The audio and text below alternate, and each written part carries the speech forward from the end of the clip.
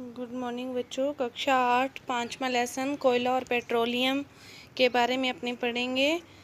देखो कि कोयला और पेट्रोलियम क्या है, एक प्रकार के प्राकृतिक ईंधन हैं। जैसे हम सभी को अपने काम को करने के लिए खाने की आवश्यकता होती है, हमारे लिए खाना एक ईंधन की तरह ही काम करता है कि खाने से हमें ऊर्जा मिलती है। उसी तरह ही जो ये अपने पास साधन हैं, रेलगाड़ियां हैं, वायुयान हैं, ये सारे एक ईंधन से ही चलते हैं। किसी में कोई कोलतार, कोयला, पेट्रोलियम ये चीज़ें डलती है, तो इसी के बारे में इस लेसन में बताया गया है। तो पहले है प्राकृतिक संसाधन। प्राकृतिक संसाधन कि वे संसाधन जो हमें प्रकृति से निर्मित हुए हैं, प्रकृति से हमें प्राप्त हुए हैं, वे कहलाते हैं प्राकृतिक संसाधन। मनुष्य ने इसको नहीं बनाया है, प्रकृति ने बनाया है। प्राकृतिक संसाधन प्रकृति से प्राप्त होने वाले पदार्थ जो प्रत्यक्ष या परोक्ष रूप से मानव के लिए आवश्यक हैं, ये क्या कहलाते हैं? प्राकृतिक संसाधन कहलाते हैं। प्राकृतिक संसाधन दो प्रकार के हैं, अक्षय प्राकृतिक संसाधन और दूसरा है समाप्त होने वाले प्राकृतिक संसाधन। अक्षय प्राकृतिक संसाधन तो ऐसे प्राकृतिक संसाधन हैं जो कभी भी खत्म नहीं होते। प्रकृति ने इनको बहुत ही प्रचुर मात्रा में बनाया है कि ये कभी भी खत्म नहीं होते। इसके अंदर आपको उदाहरण दिख रहे हैं, तो एक उदाहरण है सूर्य। सूर्य की जो भी अपने को ऊर्जा प्राप्त होती है, ये कभी भी खत्म न होने वाली ऊर्जा है। तो इसलिए ये कौन सा संसाधन है? प्राकृतिक संसाधन है। दूसरा है समाप्त होने वाले प्राकृतिक संसाधन। तो समाप्त होने वाले प्राकृतिक संसाधनों में तेल, पेट्रोल, डीजल और ये कोयला, ये वाली चीज़ें हैं। तो ये समाप्त होने वाले हैं, ये एक निश्चित मात्रा में हैं। यदि इनका मनुष्य दुरुपयोग करता है तो ये समाप्त होने वाले प्राकृतिक संसाधन हैं। इसके बाद इन दोनों में अंतर देखो कि अक्षय प्राकृतिक संसाधन, ये संसाधन प्रकृति में असीमित मात्रा में उपस्थित हैं। दूसरे हैं समाप्त होने वाले, तो ये वाले संसाधन क्या है? सीमित मात्रा में हैं। तो इस समाप्त होंगे, यदि सीमित मात्रा में चीज़ होती है तो बहुत जल्दी समाप्त हो जाती है।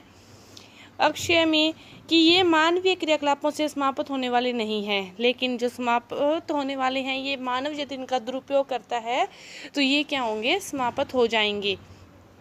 अक्षय प्राकृतिक संसाधनों के उदाहरण है सूर्य का प्रकाश और वायु। सूर्य का प्रकाश कभी भी समाप्त नहीं होता और न ही वायु। तो समाप्त होने वाले में वन है, इनकी कटाई लगातार हो रही है, कोई वन लगाना नहीं चाहता, तो ये क्या होंगे? समाप्त होंगे। कोयला, पेट्रोलियम, प्राकृतिक गैस, ये सारी चीज़ें समाप्त होने वाले प्राकृतिक संसाधनों के अंदर आती है। इसके बाद है जीवाश्म ईंधन। वह ईंधन जिनका निर्माण जो सजीव है वो प्राणियों के मृत अवशेषों से होता है, उन्हें क्या कहते हैं?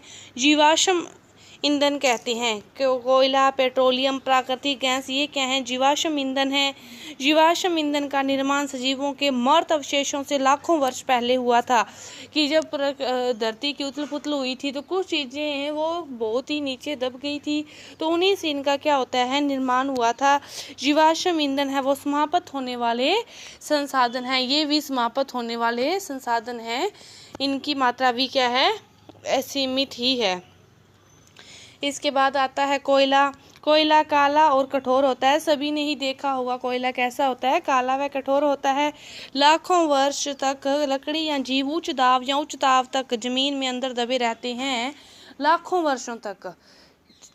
वर्षों तक लकड़ी या कोई भी जीव जंतु उच्च दाब व उच्च ताप, दोनों चीज़ें ही उच्च होनी चाहिए, अंदर दबे रहते हैं तो कोयले में परिवर्तित हो जाते हैं। मर्त वनस्पति के धीमे प्रक्रम द्वारा कोयले में परिवर्तित होने को कार्बनीकरण कहते हैं। कोयले में परिवर्तित होने को क्या कहते हैं?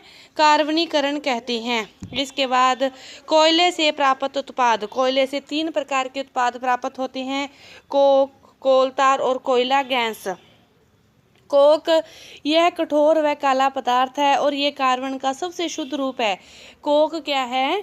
कठोर और काला पदार्थ है और कार्बन का सबसे शुद्ध रूप क्या है? कोक है। इसके बाद कोलतार, यह एक अप्रिय गंध वाला काला गाढ़ा द्रव है। यह एक अप्रिय गंध वाला काला गाढ़ा द्रव है। कोलतार का उपयोग सड़क निर्माण में किया जाता है। सड़क का निर्माण में किसका उपयोग किया जाता है? कोलतार का उपयोग किया जाता है। इसकी जो गंध होती है वो अप्रिय होती है। इसकी गंध से सभी परिचित होंगे कि सभी ने देखी होगी, सड़क बनते टाइम वहां से निकलते हैं तो कैसी गंध आती है। इसके बाद है कोयला गैस। कोयले के प्रक्रम द्वारा कोक बनाते समय कोयला गैस प्राप्त होती है। इसे ईंधन के रूप में उपयोग किया जाता है। ईंधन के रूप में उपयोग किसे किया जाता है? कोयला गैस को। कोयला, पेट्रोलियम व प्राकृतिक गैस प्रमुख प्राकृतिक संसाधन है। कोयला, पेट्रोलियम, प्राकृतिक गैस प्रमुख प्राकृतिक संसाधन है। ऐसे प्राकृतिक संसाधन हमारी ऊर्जा एवं अन्य आवश्यकताओं की पूर्ति का साधन है। ऐसे प्राकृतिक संसाधनों का निर्माण पेड़ पौधे, प्राणियों के मृत अवशेषों, जीवाश्मों से होता है। इसीलिए इन्हें जीवाश्म ईंधन कहते हैं। इन्हीं के नाम से स्पष्ट है इन्हें जीवाश्म ईंधन क्यों कहते हैं, क्योंकि जो इनका निर्माण है वो प्राकृतिक संसाधनों का जो निर्माण है वो इनके पेड़ पौधे या प्राणियों के जीवाश्मों से ही होता है। उनके मृत अवशेषों या जीवाश्म एक ही चीज़ है, इन्हीं से होता है। तो इन्हें क्या कहते हैं? जीवाश्म ईंधन कहते हैं। पेट्रोलियम एक उपयोगी पदार्थ है। पेट्रोलियम और प्राकृतिक गैस से अनेक उपयोगी पदार्थ प्राप्त किए जाते हैं। पेट्रोलियम और प्राकृतिक गैस से अनेक उपयोगी पदार्थ प्राप्त किए जाते हैं और इन पदार्थों को क्या कहते हैं? पेट्रो रसायन कहते हैं। उपयोगी पदार्थ वे पदार्थ जिनका अपनी जिंदगी में कोई ना कोई यूज होता है, उपयोग होता है, उन्हें क्या कहते हैं? उपयोगी पदार्थ। और इन पदार्थों को पेट्रो रसायन कहते हैं। इनका उपयोग अपमार्जक, रेशे, पॉलीएस्टर, नाइलॉन, पॉलीथीन, प्लास्टिक आदि के निर्माण में किया जाता है। ये जो पेट्रो रसायन हैं इनका उपयोग अपमार्जक, रेशों के अंदर सारे आते हैं। पॉलीएस्टर रेशा है, नाइलॉन भी रेशा है, एक्रिलिक भी ऐसा है, पॉलीथीन, प्लास्टिक आदि के निर्माण में इनका उपयोग किया जाता है। प्राकृतिक गैस एक बहुत महत्वपूर्ण जीवाश्म ईंधन है। प्राकृतिक गैस एक बहुत ही महत्वपूर्ण जीवाश्म ईंधन है। इसका परिवहन पाइपों द्वारा सरलतापूर्वक किया जा सकता है। इसे उच्च दाब पर संपीड़ित प्राकृतिक गैस के रूप में भंडारित किया जाता है। उच्च दाब, एक बहुत ही हाई प्रेशर पर इसको संपीड़ित प्राकृतिक गैस जिसे सीएनजी कहते हैं, सीएनजी के रूप में भंडारित किया जाता है।